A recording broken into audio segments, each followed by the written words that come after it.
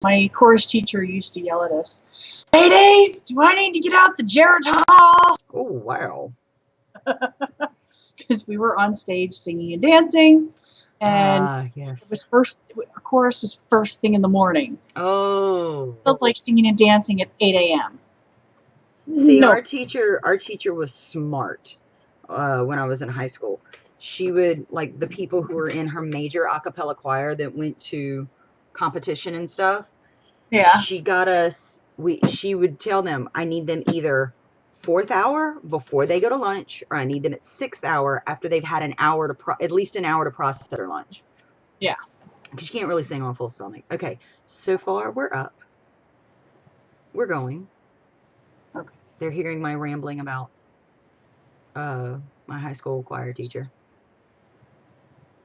Actually, I say they are, but nobody's in yet, so. Kitchen. I can see that you have a message on Skype. Yeah. Skype. And then I've got another one over here. Okay. Now that that's gone away. See the kitty in the, well, so Scarlett's here. Scarlett's here, and you're here, and Busy Bee's here, and okay, so we're slowly getting everybody back.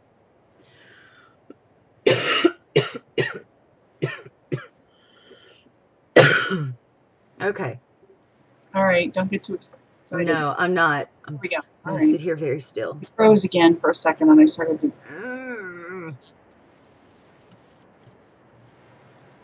And then we unfroze for a second, and then we froze. Sunday! Sunday! Where'd my fan go? The bad thing is I shouldn't be shocked. I shouldn't be shocked because it's not the first time she said that to me.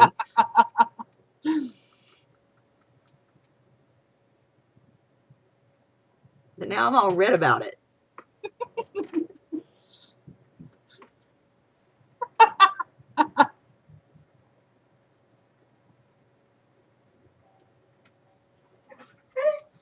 Oh, crap. Post a link. My husband just showed up, so the dog's freaking out. Bosco, what is it? What is it? Don't want to hear the dog howl. It's so cute.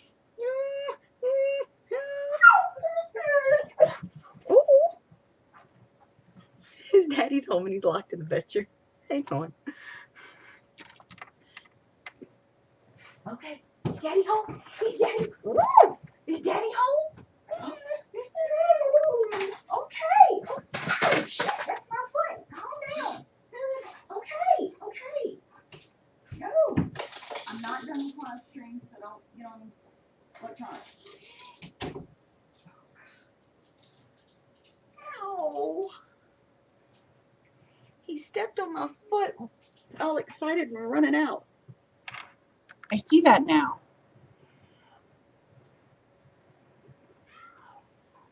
Sunday, you have to stop saying shit like that.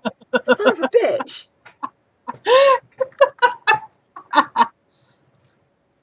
All right, do we think everybody's back? I don't know.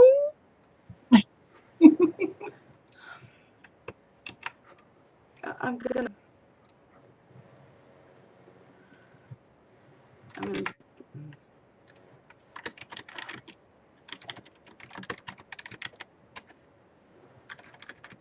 all right.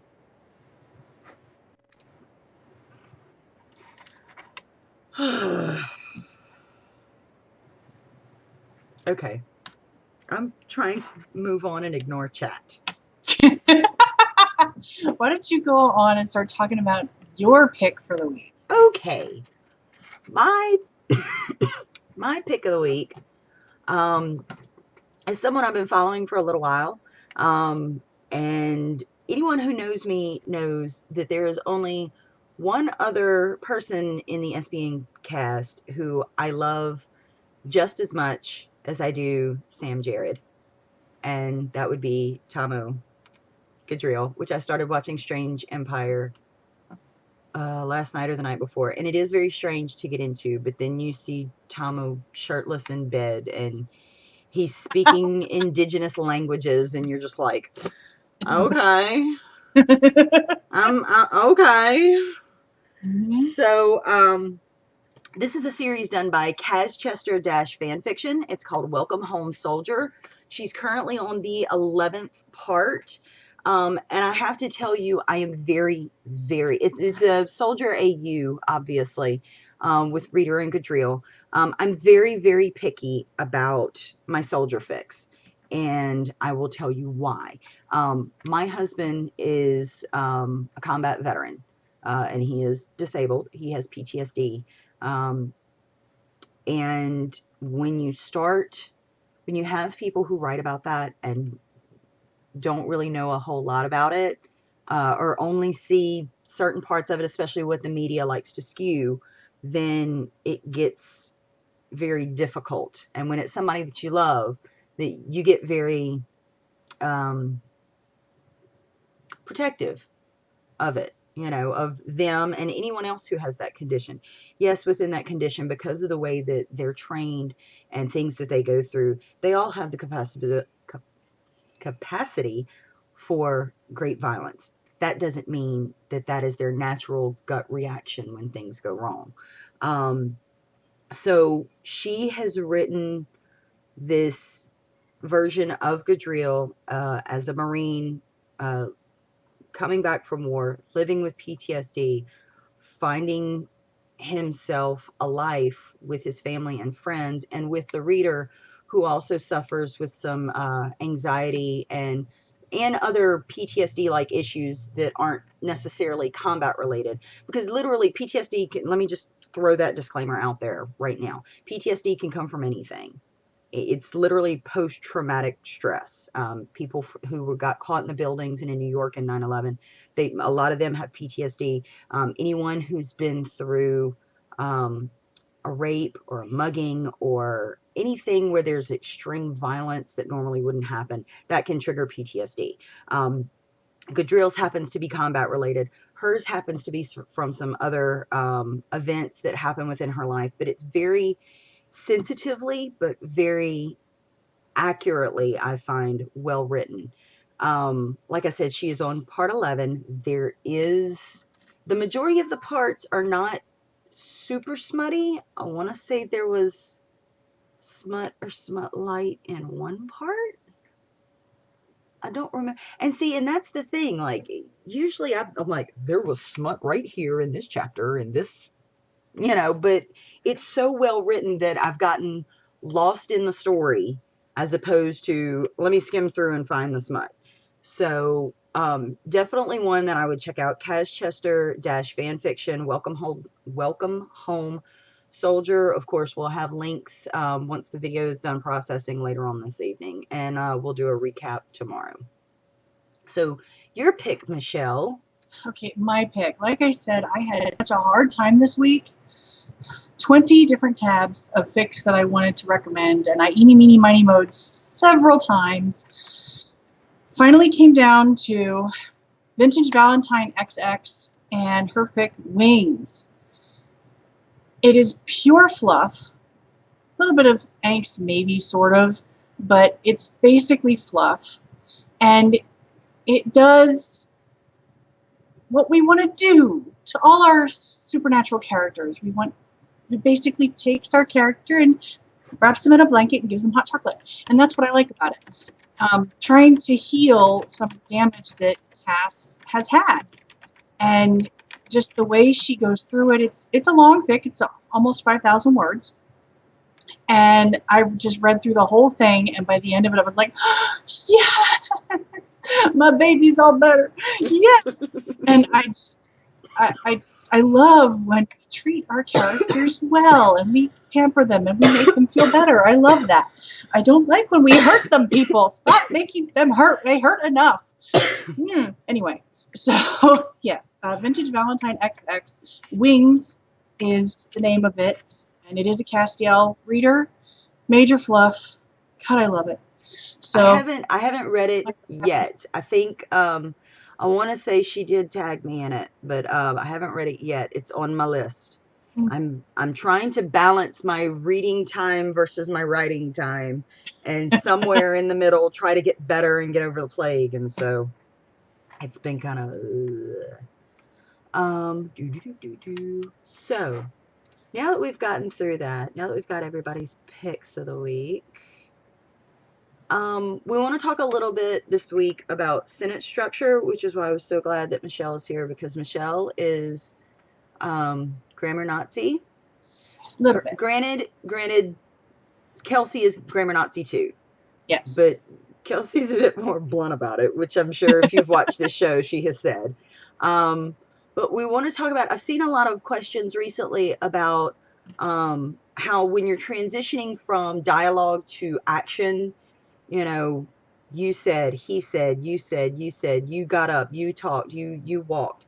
So I wanted to talk a little bit this week about sentence structure and how to have alternate words other than said, and how to transition either from dialogue into action, or transition from one section of action to another without starting every sentence you.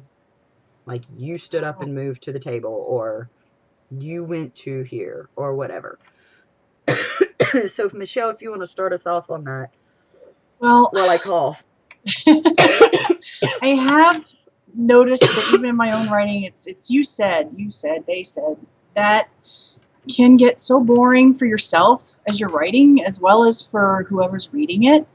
I've given a couple of links to Orli to add in the description of posts that I found on Tumblr of alternatives of things to said, like, replied or yelled or snorted, or, there's two posts that that I found that included different things that you can say. One of the things to keep in mind is you said is said is very flat. So what are they feeling while they're saying this? Are they yelling? Are they screaming? Are they crying? Are they whimpering? Are they snuffling? Are they angry? Maybe somebody huffed it out, something like that.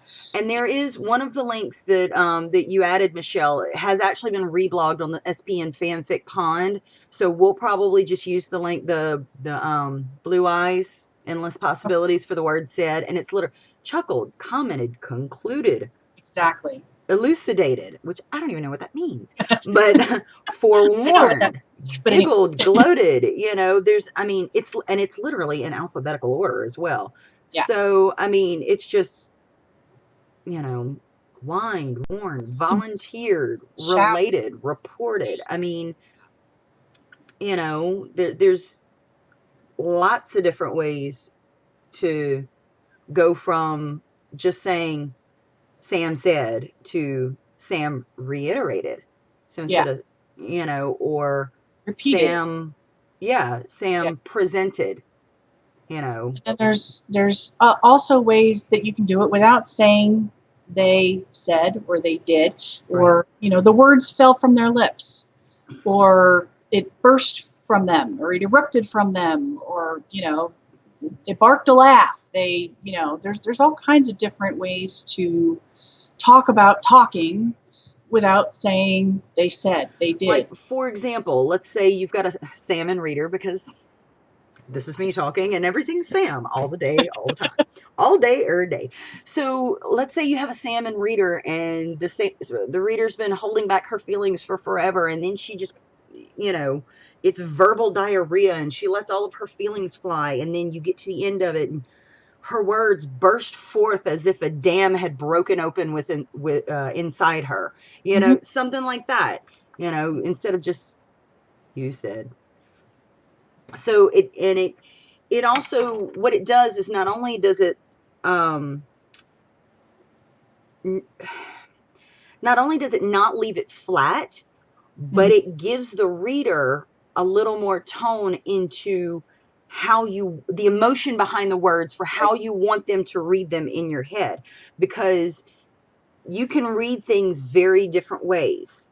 you know, when someone is speaking. And unless you add those inflections or those directions for your reader, then it can get kind of confusing. And it's like, okay, this could be taken this way, or this could be taken this way. You know, it's just like when you text someone, you know, and when you read it and type it out, it sounds perfectly calm and plausible. But when they get it, if their state of mind is already, I'm pissed off at you, they're going to read things between the lines that aren't even there. So you want to um, throw words in there that help kind of guide your reader into whoever's speaking's emotion, what their words and their motivations are behind those words. So I hope that y'all understand kind of what I'm saying, and that makes sense. So Also, you don't have to say this person said after every quote either. correct. You know, people can get an idea as long as every now and then you check in and make sure that you're definite. Okay, this is this person speaking. Right. Along with that, making sure that whenever you change whoever's speaking, whenever you change person or topic or place or time, start a new paragraph. Yes. So one of the things that I see in a lot of fics that causes me to have to go back and reread and go, wait a second, all right, let me read that again, is if, yes, you start a new paragraph when somebody new speaks, but then you talk about what somebody else does right after that in the same paragraph. So, you know, Sam says, I love you. She says, I love you. Sam hugs her, but that would have to be 3 different paragraphs because Sam said something, reader said something, Sam did something. Right. And if you put, I love you, Sam, you know, and then Sam does something, that makes me go, okay, wait a second, who was talking there again? Oh no, okay, so yeah, that they meant to say that was Sam and that was the reader. Okay, so making sure that you change paragraphs. Yeah. When you're changing topic or time or person or place. Now, with that being said, if Sam says I love you and then goes to hug her, that would all be in the same paragraph because you're still dealing with the same person. Whenever Right. you change perspective, obviously, whenever you change whoever is talking, whenever you change whoever is moving, or if you're talking about Sam and Sam is doing something, but something's going on in the reader's head, that's change.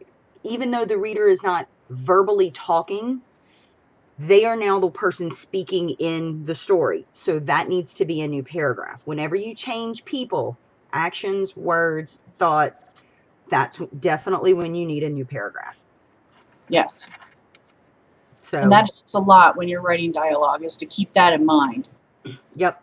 Also, Mimi was saying about having a synonym thing up for in like another window when you use words. I would definitely, if a lot of you guys are using Google Docs, there is, I don't know if I have it on this one because I just got a new computer, but there is an add-on that you can get for Google Docs. There's also thesaurus.com. Yes, there's also that. It'll give you another one. There was an add-on that would catch. It would literally, when you were done, it would go through your entire fic, and if you had used a word, like it will count up. If you use, I hate to use this, but if you use thrusting, like in any version thereof, 8 times within the same fic, it's going to show you all 8 times to allow you to go in there and go, okay, I've used this word way too much. And there's going to be some spots where you're just going to have to repeat it, where that's the only thing that makes sense. But there's other words you can use, you know, which is where thesaurus helps. Let's see if I can find. There's thrusting, there's pounding, there's hammering, there's nailing, there's banging, there's, oh, yeah. So many Yes, things. there's so Oh, there's so many things. Wowza. pushing. I want to say it's. Oh yeah, okay. I want to say it's Pro Writing Aid.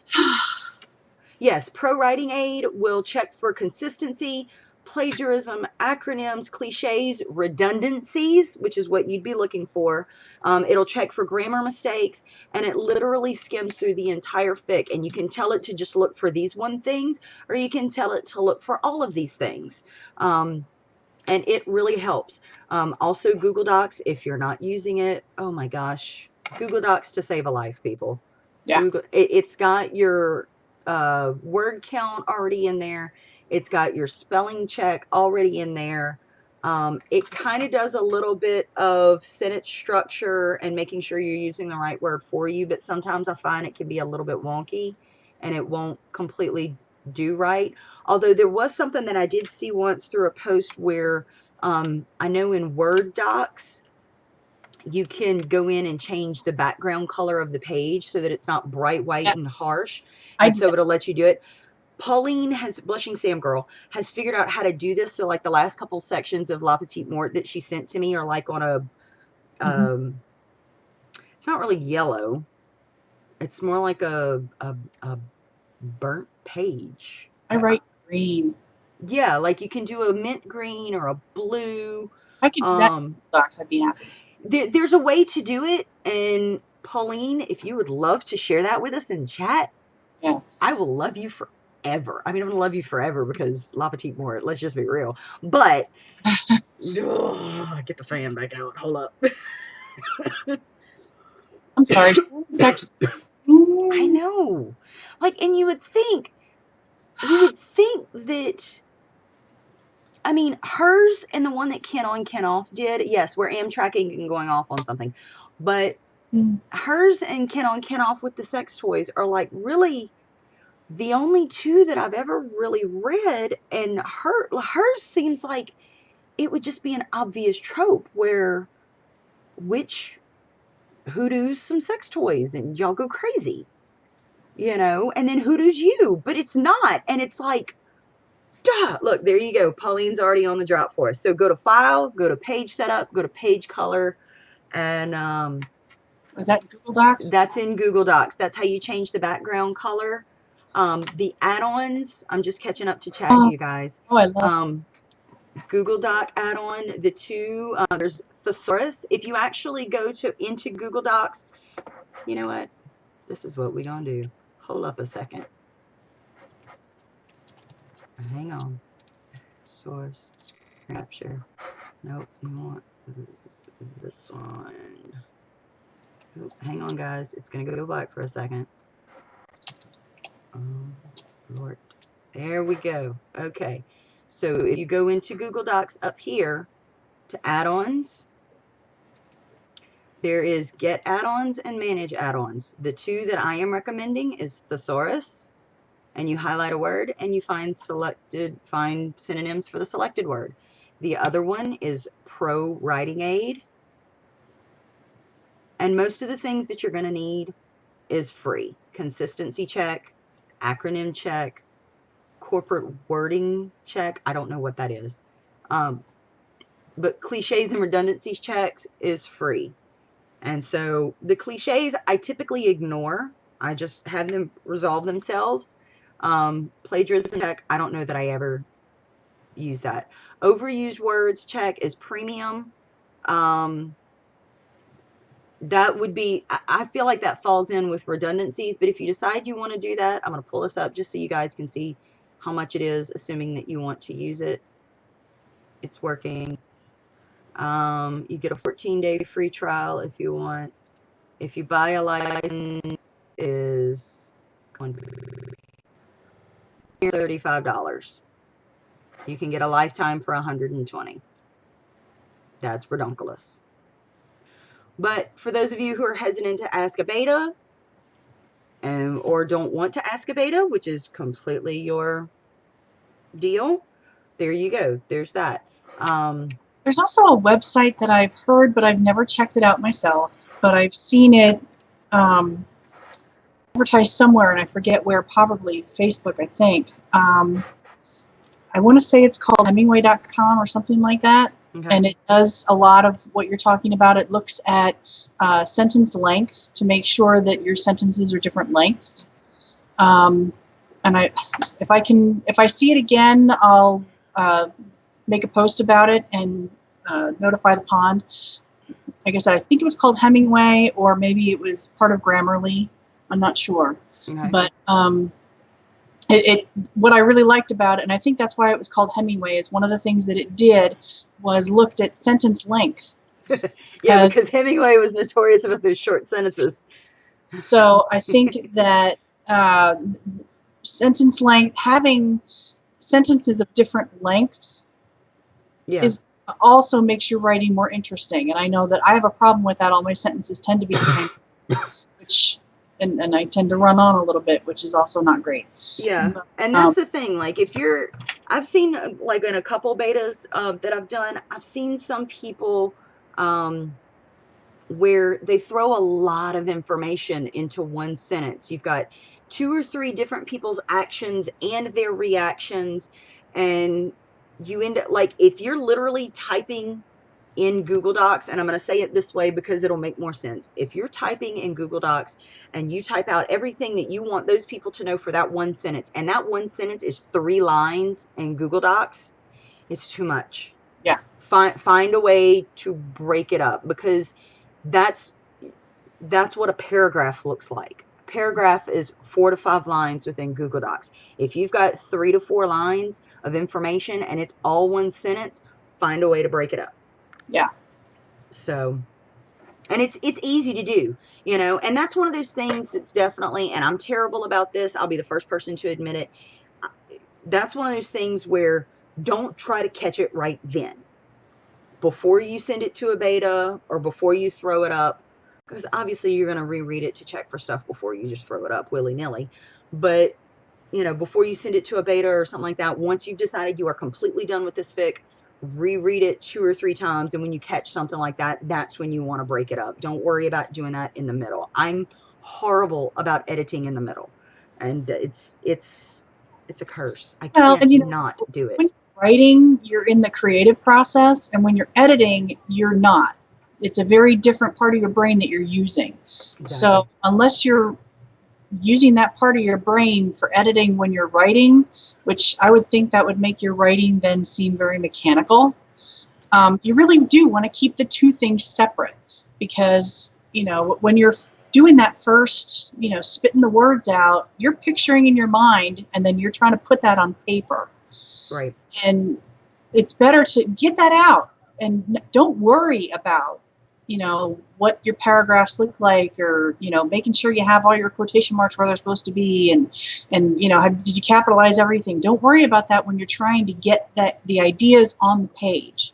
Once the ideas are on the page and they're out of your head and they're not distracting you anymore, then you can look at it and go, oh, hey, look, I just made a sentence that's 40 sentences long. Right. Break that up a little bit.